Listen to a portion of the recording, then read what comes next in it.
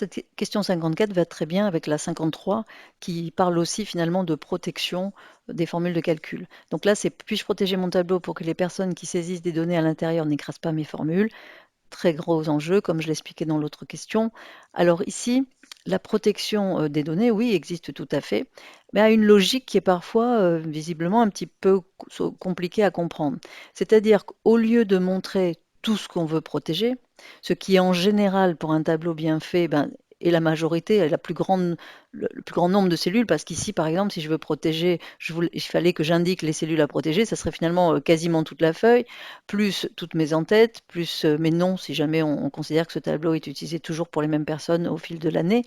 Il faudrait que je protège aussi tous les endroits où il y a des formules de calcul. Donc, en fait, ça serait plus compliqué que finalement ce qu'a décidé Excel, c'est de montrer d'abord ce qu'on ne voudra pas protéger pour ensuite protéger la feuille. C'est-à-dire quand on protège la feuille, par élimination, ne reste possible de saisie que les cellules pour lesquelles on a précisé qu'on ne voudrait pas les protéger. On va appeler ça les verrouillés. Vous verrez que l'option s'appelle verrouiller.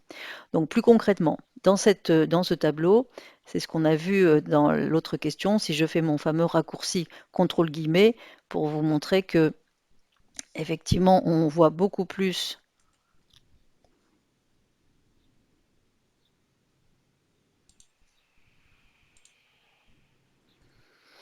Il y a beaucoup plus de formules de calcul qu'autre chose. Donc ici, à part ce tableau qui sert de référence pour trouver la mention, mais pratiquement tout le reste, à part les notes de chaque matière brute, enfin les notes sans coefficient, le reste doit être finalement protégé. Alors, ce qu'on va faire, c'est que je vais sélectionner les plages que je veux autoriser à la saisie avec contrôle puisqu'elles ne se suivent pas. Voilà.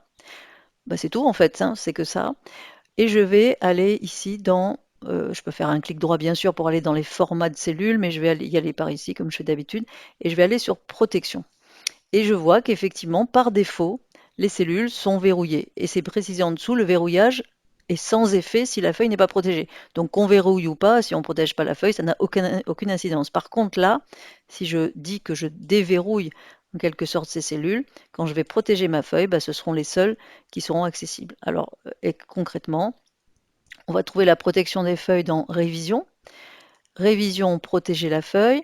Alors, il serait possible de mettre un mot de passe. Ça, c'est quand vraiment on veut le donner. Enfin, on veut absolument pas que les personnes accèdent à d'autres cellules, mais vraiment pas. Et attention, parce que là, si on met un mot de passe et qu'on l'oublie, eh ben, on ne pourra plus accéder à notre tableau. Là, ici, on a une option, je pourrais l'activer ou pas. Par défaut, on peut quand même sélectionner les cellules verrouillées. Alors après, si on essaie de saisir dedans, ben, on a un petit message qui nous dit «Ah, mais ces cellules sont verrouillées». Ça peut être plus logique finalement de demander à ne pas les verrouiller. Alors je vais faire un premier cas où je les condamne pas, on va dire, et un autre où on verra. On verra ce que ça fait. Donc ici, je clique, et à partir de là, effectivement, si par exemple je veux écrire quelque chose là-dedans, je peux pas. On me dit que cette cellule est protégée. Pareil, partout où j'ai protégé.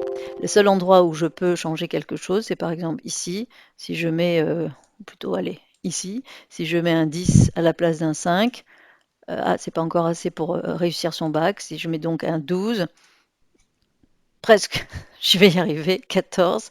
Voilà, donc les formules ont changé, tout va bien, et j'ai pu changer mon chiffre. Alors, en fait, l'autre option, je vais le refaire, c'est d'aller dans doter la protection et je la remets.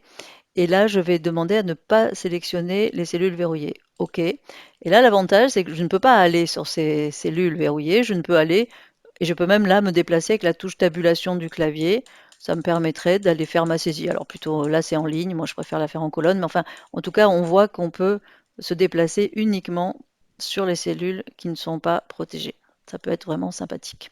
C'est un peu l'esprit d'un formulaire. Ça pourrait servir dans un formulaire notamment. Voilà, donc il ne faut pas hésiter à protéger les feuilles et réfléchir si on met un mot de passe ou pas, parce que la conséquence, si on l'oublie, est embêtante.